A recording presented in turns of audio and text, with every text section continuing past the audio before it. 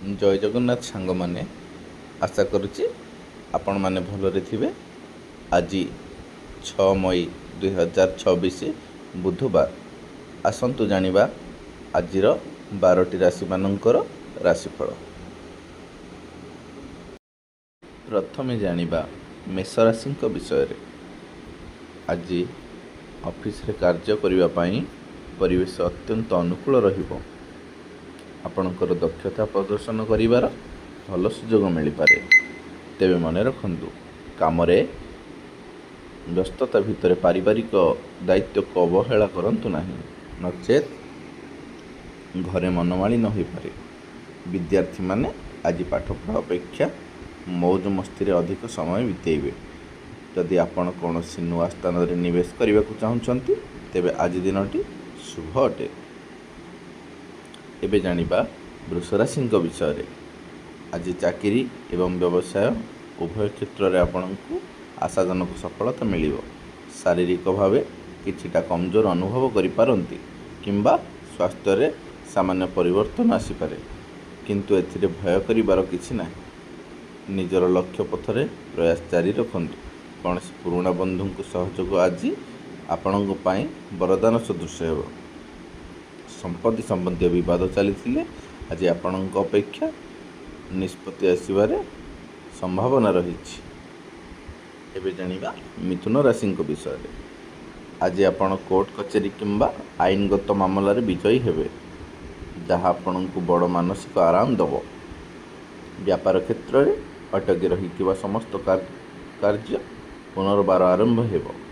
आज आपण परिवार सहित बाहर को बुली जीवा पाई योजना करि पारंती। भविष्यत पाई आज कौन से आर्थिक योजना करने पाई दिनटी बहुत भल रहिबो। निजर लक्ष्य निर्धारित करंतु एवं आगक बढ़ंतु। एबे जानिबा कर्कट राशि विषय।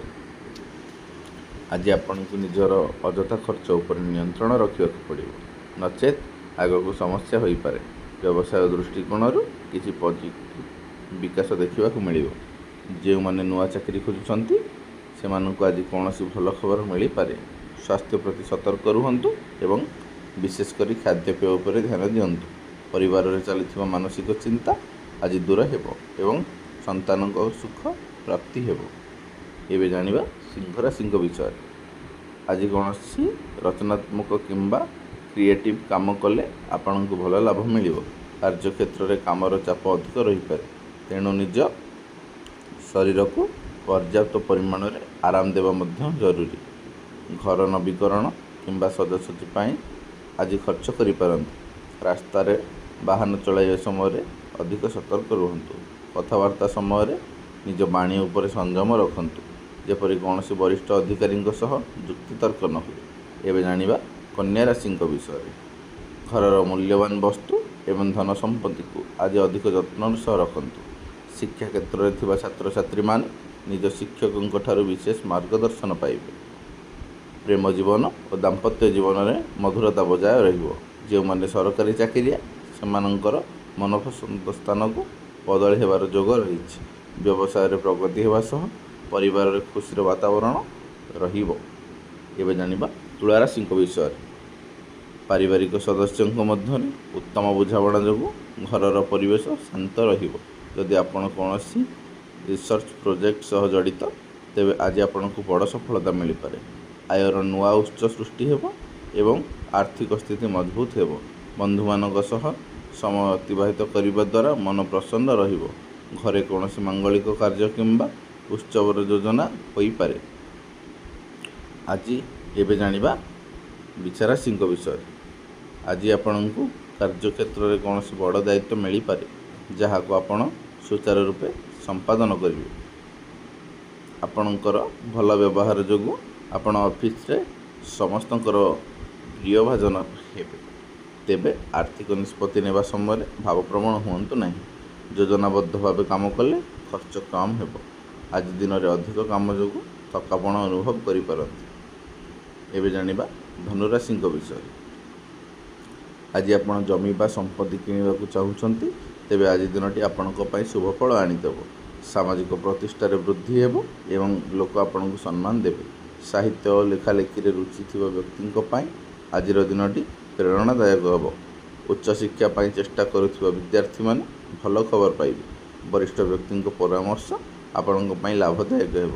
ଏବେ ଜାଣିବା ମକର ରାଶିଙ୍କ ବିଷୟରେ। ଦାମ୍ପତ୍ୟ ଜୀବନରେ ଚାଲିଥିବା ତିକ୍ତତା ଦୂର ହେବ ଏବଂ ଜୀବନସାଥୀଙ୍କ ସହ ସହଯୋଗ ମିଳିବ। ନିଜର ବୁଦ୍ଧି ଓ ବିବେକ ବଳରେ ଆପଣ ଅସମ୍ଭବ କାମକୁ ସମ୍ଭବ କରି ଦେଖାଇବେ। ସମାଜରେ ଏକ ନୂଆ ପରିଚୟ ସୃଷ୍ଟି ହେବ। ଯଦି ଆପଣ ଅନଲାଇନ୍ ବ୍ୟବସାୟ କିମ୍ବା କାମ କରିବାକୁ ଚାହୁଁଛନ୍ତି ତେବେ ସେଥିପାଇଁ ଯୋଜନା କରିବାକୁ ଆଜି ଭଲ ସମୟ। ଆଗାମୀ ଦିନରେ ଏହା ଆପଣଙ୍କୁ ବଡ଼ ଲାଭ ଦେବ। ଏବେ ଜାଣିବା କୁମ୍ଭ ରାଶିଙ୍କ ବିଷୟରେ। ଆଜି ଆପଣ କୌଣସି ପୁରୁଣା ରହସ୍ୟ ଜାଣିବାକୁ ଚେଷ୍ଟା କରିପାରନ୍ତି। ଟଙ୍କା ପଇସା କାରବାର ସମୟରେ ଅଧିକ ସତର୍କ ରୁହନ୍ତୁ, ନଚେତ୍ ପ୍ରତାରିତ ହୋଇପାରନ୍ତି। କିଛି ନୂଆ ଲୋକଙ୍କ ସହ ବ୍ୟବସାୟିକ ସମ୍ପର୍କ ସ୍ଥାପନ ହେବ। ନିଜର ମନୋବଳକୁ ଦୃଢ଼ ରଖନ୍ତୁ, କାରଣ କିଛି ଯୋଜନାରେ ସଫଳତା ମିଳିବାରେ ବିଳମ୍ବ ହୋଇପାରେ। ସନ୍ଧ୍ୟା ସମୟଟି ମନୋରଞ୍ଜନ ଏବଂ ପରିବାର ସହ ହସ ଖୁସିରେ କଟିବ। ଏବେ ଜାଣିବା ମୀନ ରାଶିଙ୍କ ବିଷୟରେ।